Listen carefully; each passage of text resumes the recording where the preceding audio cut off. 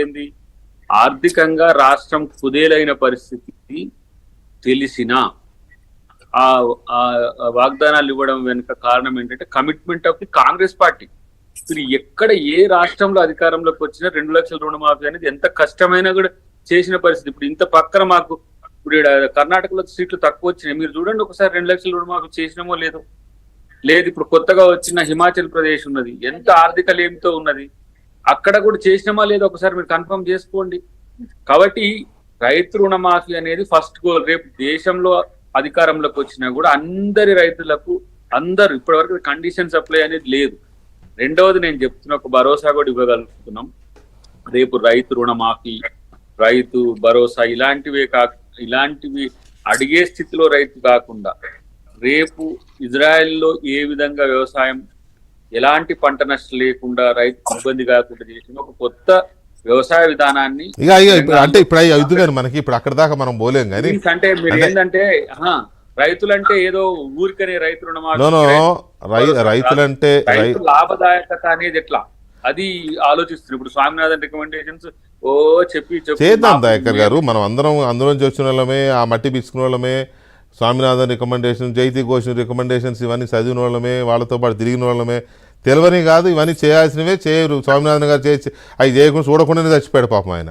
So అవి మాట్లాడే సందర్భం మాట్లాడదాం, ఇజ్రాయెల్ టెక్నాలజీలు ఇవన్నీ మాట్లాడదాం. కానీ రుణమాఫీకి సంబంధించి నేను ఎందుకు ఇంతగా సెట్ చేసి అడుగుతున్నాను అని అంటే, మీకు టైం లేదు, మీకు 55 రోజులు టైమే ఉంది. పోనీ భూములు అమ్ముదామంటే హైదరాబాద్లో పెద్ద కుప్పలు తెప్పలుగా భూములు ఎక్కడ అందుబాటులో లేవు. సో చాలా వరకు కేసీఆర్ గారు వాటిని చేయాల్సిన పని ఏదో చేసేసినాడు. మీకేమైనా దొరికిదో 50 ఎకరాలు 100 ఎకరాలు దొరుకుద్దేమో ఎత్తుకంగా. పైగా ఈ కబ్జాదారులు పెద్ద మాఫియాలను పెంచి పోషిస్తున్నారు రాజకీయ నాయకులు. మీ వాళ్ళని తక్కువ వద్దని మీ వాళ్ళు కూడా స్టార్ట్ చేశారు. కానీ సో అందుకని చెప్తున్నా, ఎట్లా ఇది పాసిబిలిటీ. పైగా ఈ ఇన్స్టాల్మెంట్ బేస్ ఏమైనా పెడతారా? ఏడాదికి 1,00,000 ఇట్లాంటిది ఏమైనా ఉంటుందా? ఇప్పుడు ప్రభుత్వం ఎంత పీస్తారని చేస్తుందో ఈ 6 నెలల నుంచి మీరు గమనిస్తుండ్రో లేదో నాకు తెలియదు. రెవెన్యూ రిసీట్స్ చూడండి, వచ్చిన వాటిని దేనికి, ఈవెన్ దో టోకెన్ అయిన అమౌంట్స్ కూడా లిమిటెడ్ గా వాటిని గ్రౌండ్ చేసే పరిస్థితి వచ్చింది. ఎందుకు అని అంటే రైతుల కోసమే. ఇక మరి కాంట్రాక్టర్ల బిల్స్, ఇప్పుడు ఎగ్జాంపుల్ చెప్తున్నాము, కాళేశ్వరం కాంట్రాక్టర్ బిల్స్ ఖాళీ ఉంటే ఇవ్వాల్సిన పరిస్థితి వస్తే కాళేశ్వరాన్ని రీకన్స్ట్రక్ట్ చేయాల్సి వస్తున్నది.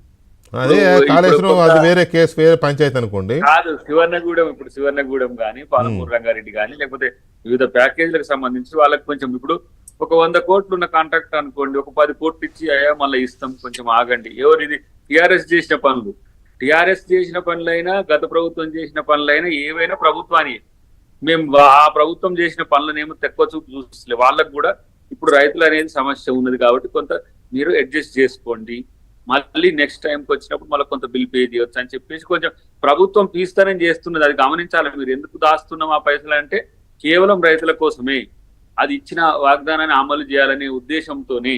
ఇంకా మేమేదో ఫాల్స్ ప్రిస్టేజ్కి పోయి మేము ఇవ్వము లేకపోతే ఎట్లిస్తాం అట్టిస్తామని చెప్పడానికి అనేది కానే కాదు. అది ఒక ఫినాన్స్ మినిస్టర్ గా బట్టి గారు కానీ ఇటు ముఖ్యమంత్రి గారు కానీ ఒక స్ట్రాటజిక్ గానే మూవ్ అవుతున్నారు. ఏ బిల్స్ మీద ఎట్లా మూవ్ కావాలి, ఉన్న నగదుని ఎట్లా వినియోగించుకోవాలి, ఎవ్రీడే ఏ శాఖలకు ఎంత నిధులు ఇవ్వాల్సి వచ్చినప్పుడు ఎంత మేరకు మనం చేద్దాం. ఇప్పుడు 100 ఎట్లా ఇది అంటే కాదు నా 2 డౌట్లు మీరు తీర్చలేదు. ఒకటి ఇన్స్టాల్మెంట్ లేకుండా ఎట్టే స్టోకా అనేది ఒకటి. రెండవది ఇప్పుడు కొత్తగా అడుగుతున్నది, ఒక మెసేజ్ వచ్చింది కాబట్టి అడుగుతున్నాను నేను, ఇది డైరెక్ట్గా రుణమాఫీ చేసేస్తారా లేకపోతే బుక్ అడ్జస్ట్మెంట్ ఉంటాయి ఆ బ్యాంకులతోటి?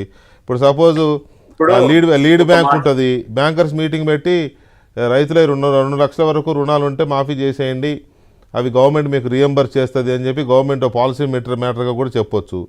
అలాగే ప్రకాష్ రెడ్డి గారు ఒక్క నిమిషం తీసుకుంటా డెఫినెట్గా. అంటే ఇదొక డౌట్ ఉంది కాబట్టి వచ్చింది కాబట్టి చెప్తున్నా. అట్లాగే ఇప్పుడు మన కోఆపరేటివ్ సొసైటీస్ ఉన్నాయి, డీసీసీబీలు ఉన్నాయి, ఇటువంటివి ఉన్నాయి కదా, వీటిలో కూడా చాలామంది రుణాలు తీసుకొని ఉన్నారు. వాటిని కూడా మీరు బుక్ అడ్జస్ట్మెంట్ చేయడమో లేకపోతే పాలసీ మ్యాటర్ తీసుకొని బ్యాంకర్స్కి చెప్పి మీరు రైతుల దగ్గర మాఫీ చేయండి, గవర్నమెంట్ మీకు రీఎంబర్స్ చేస్తుంది, అట్లేమన్నా అడ్జస్ట్ చేసుకుంటారా లీడ్ బ్యాంకర్ దగ్గర? ఇప్పటికైతే వాయిదాలు లేవు. వాయిదా మీన్స్ అంటే ఏంది, 1 లక్ష ఇప్పుడు, ఇంకో లక్ష ఇంకొకప్పుడు, అట్లా లేదు. కేసీఆర్ గారు 25,000, 25,000, 25,000 చేసినట్టుగా లేదు. ఎట్ ఏ టైం అనేది Congress policy at a time ఉన్నది. బుక్ అడ్జస్ట్మెంట్స్ మనం నగదు నేరుగా ఇవ్వడమా, బ్యాంకులతో మాట్లాడమా, ఆర్బీఐతో, ఇవన్నీ ఏది సెకండరీ ఆప్షన్. ఏది మీరు అన్న ఏంటిది, రైతుకు ఆ రుణం లేకుండా చేయడమేగా మనకు అల్టిమేట్ నో కావాలి. డౌట్. అయితే ఆప్షన్ ఉంటే మాత్రం ఉపయోగించుకుంటారు. నీకు 2 లక్షల రూపాయలు ఇవ్వాలి వెంకటేష్ గారు, నేను మా పలాని మల్లయ్యతో ఇస్తా, మీకేమైనా నష్టమా? తప్పులేదబ్బా. బ్యాంక్ రికార్డ్స్ లో వెంకటకృష్ణ పేరు మీద 2 లక్షల అప్పు ఉండద్దు, అయిపోయి అంతే కదా. ఇంతే కదా మేము చేయాల్సింది, అదే కదా. బదిలాడుకుంటాం ఎవరినో ఒకరిని. మరి నేను ఇప్పుడు ఒక మాట అయితే గుర్తు చేయాలి ఇక్కడ, లంకె బిందెలు మట్టి బిందెలు అని రేవంత్ రెడ్డి గారు అన్న మాటను మీరు మళ్ళా ముందుకు తీసుకుంటే, నిజంగా వాళ్ళు చెప్పిన స్థితి చూస్తే ఆర్థికంగా చాలా సౌభాగ్యంగా ఉన్నాం అనుకున్నాం.